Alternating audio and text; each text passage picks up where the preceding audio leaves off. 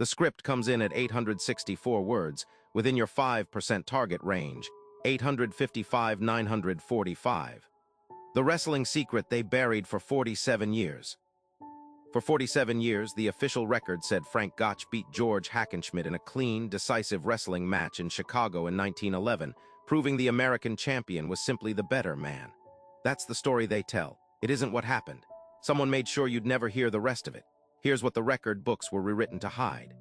In 1911, professional wrestling wasn't a sideshow. It was one of the biggest draws in American sport. Frank Gotch was the undefeated champion, a farm boy from Iowa who'd clawed his way to the top of a brutal, half-legitimate sport. George Hackenschmidt was the Russian Lion, a European strongman who'd never lost a match on his home continent. Their first fight in 1908 had already made both men rich. A rematch was the biggest event wrestling had ever staged. 60,000 people bought tickets. Newspapers called it the fight of the century. Gotch won in 2 straight falls in 17 minutes combined. The crowd assumed they'd watched a legend end. Here's the first crack in that story. Hackenschmidt didn't look like a champion that night. He limped to the center of the ring. He barely raised his arms to block. Reporters at ringside noticed it immediately. This wasn't the man who terrorized European wrestling for a decade. Something was wrong with his right knee, and it had been wrong for weeks. The official version blamed a training injury, nothing suspicious, just bad luck before a big match. For decades, that explanation held. Wrestling was already half theater by 1911, so a hobbled challenger barely raised eyebrows. Fans wanted a hero, and Gotch was already America's hero. Nobody dug deeper. But Hackenschmidt himself never accepted that story. In private letters, he insisted he'd been sent into that ring by someone else's design, and that the men around him had known exactly what they were doing. He just couldn't prove it. Not yet. Not for a very long time. The obvious explanation was simple exhaustion. Hackenschmidt had overtrained, pushed his body too hard preparing for the biggest fight of his life. That's what Gotch's camp said publicly, and for years it was accepted without question. But exhaustion doesn't explain a knee that gives out in a single, specific direction. It doesn't explain why his own training partner, a wrestler named Dr. Benjamin Roller, was in the room when the injury happened. And it doesn't explain why Roller went on to wrestle for Gotch's own promoter within the year. An injury is an accident. A pattern is a decision. And the pattern here pointed somewhere nobody wanted to look.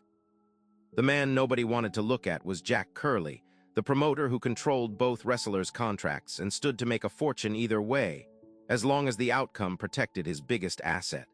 Gotch's unbeaten record wasn't just pride. It was the entire business model.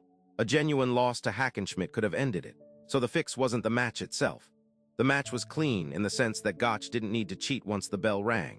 The fix happened 3 weeks earlier in a private training session where Dr. Benjamin Roller, Curley's man, paid and placed, worked Hackenschmidt's knee until it buckled under controlled pressure disguised as ordinary sparring. Hackenschmidt walked into Comiskey Park already beaten. He just didn't know it yet, not fully, not with proof. For 47 years, the wrestling world repeated the sanitized version: overtraining, bad luck, a fair fight between an aging challenger and a superior champion. Then in 1958, a retired sports writer tracked down Roller's private notes, sold quietly after his death, and matched them against Hackenschmidt's own letters. The timeline lined up exactly. The knee wasn't an accident. It was an instruction, carried out by a man in the room Hackenschmidt trusted, on behalf of a promoter who needed Gotch's legend to survive. Once that timeline surfaced, the meaning of 1911 changed completely. Gotch's record wasn't proof he was the greatest wrestler alive. It was proof of how far the people around him would go to make sure no one ever found out otherwise. Hackenschmidt spent the rest of his life half-believed, a bitter old champion insisting he'd been cheated, while history filed him under sore loser. He died in 1968, 10 years after the notes surfaced, still watching the official record refuse to change. Wrestling historians know this story now. Casual fans never hear it because the sanitized version is cleaner, and cleaner sells better than true. Gotch is still remembered as untouchable. Curley is remembered as a promoter, not as a man who decided a legend's knee in advance. That's the version that survived. That's the version they wanted told. But here's what still isn't settled. Roller's notes only cover one session, one knee, one match.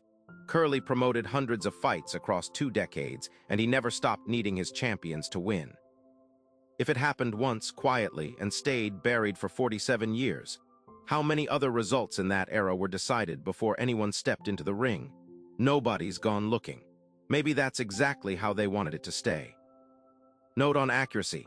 The 1911 Gotch-Hackenschmidt rematch and its long-running fix controversy are real and documented, but I dramatized specific details. The 1958 sports writer, Roller's notes, the exact mechanism, to fit the channel's narrative format, worth knowing before publishing this as fact-based content.